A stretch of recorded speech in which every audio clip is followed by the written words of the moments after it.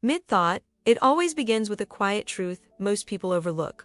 Order never arrives by coincidence. Someone chooses it long before anyone notices. In one neighborhood, that choice lived in the walls. Lawns trimmed, porches swept, families moving with a rhythm that suggested responsibility wasn't a performance, it was a baseline. A father there taught his son a rule sharper than it sounded: a person living in disorder will always see disorder in others. If dust fills your own house, you will swear the entire world is filthy. That neighborhood ran on a simple operating system. People fixed what was in front of them. Leaders who failed were replaced, not endlessly analyzed. Problems were addressed directly, not outsourced to distant villains. And because discipline lived inside the homes, the streets reflected it back.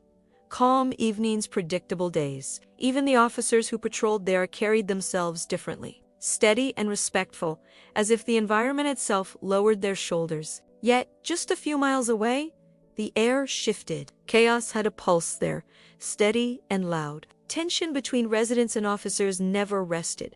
Arguments sparked from nothing. Disorder multiplied as if it had been invited. And the loudest voices in that community spoke constantly about corruption, injustice, and broken systems. But the environment around them whispered a different truth, one shaped by the very behaviors being projected outward. One afternoon, the man from the orderly neighborhood stopped to officers on patrol. They flinched at first, conditioned by years of working in high-stress zones. But once they realized he meant no harm, their guard dropped. He asked why their behavior shifted so drastically from one neighborhood to another. Their answer was blunt, almost clinical.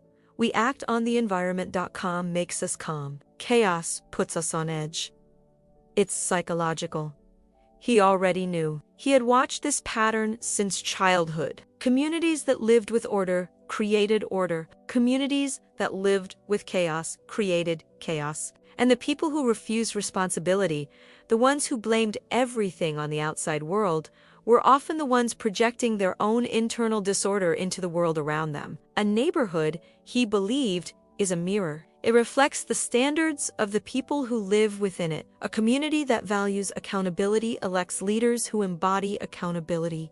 A community that tolerates dysfunction attracts leaders who embody dysfunction. People receive the environment they cultivate, whether they admit it or not. This was never a story about race, politics, or labels. It was a story about human behavior, about the quiet mechanics of culture, about how individuals shape their surroundings and how those surroundings shape them in return. Order begins long before it reaches the streets. It begins inside the home, inside the mind, inside the habits chosen every day. And the final reflection lands softly, almost like a warning. When a community looks into the world and sees chaos, sometimes it is only seeing its own reflection.